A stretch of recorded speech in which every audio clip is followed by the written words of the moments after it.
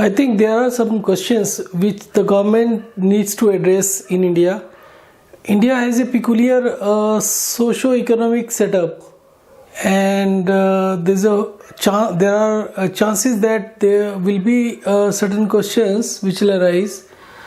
Now, people are being put to isolation centers, and the curiosity builds up very fast. People become very anxious. Indian people are very anxious, and soon there will be a lot of doubt on as to what is being done in the isolation centers.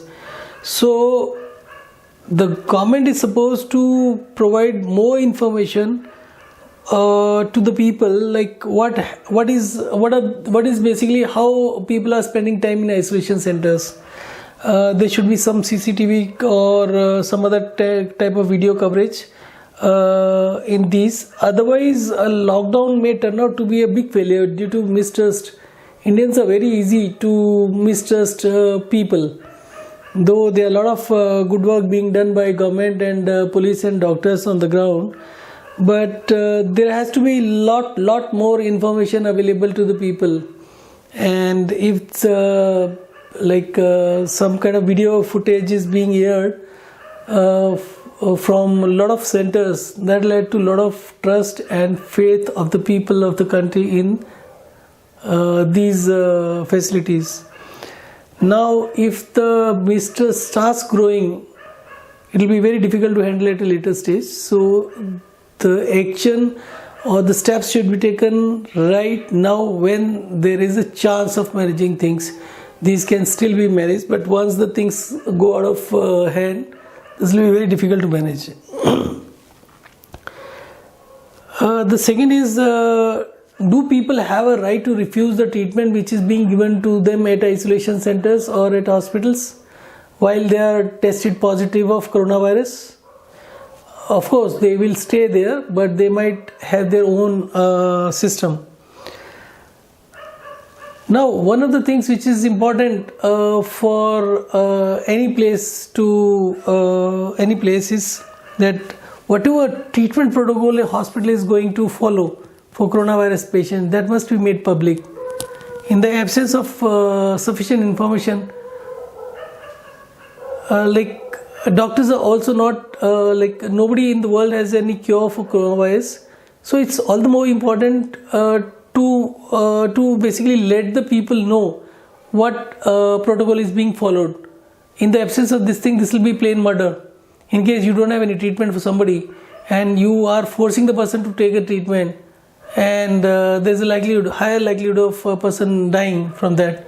So it's a plain murder in case you don't basically let the person know what is the condition. It's not about the payment only, but the people must give their own knowingly their consent to the treatment. It is not only about making arrangements at hospitals and isolation centers. It's about creating a trust in the public, and that can happen only if all the information is shared with the public. Typical Indian families spend the whole night at hospital, even if a 90-year-old person is admitted to a hospital in the ICU where they're not allowed to accompany the patient, and even if the family members are told that chances of the survival of their relative is 0, even if they stay put in the hospital. Now just imagine a situation, what will be the reaction of the people when the young people are taken to the hospitals and isolation centers in large numbers from a same colony. Right now people will be not getting together. When it's happening to one of the families or one member of a family out of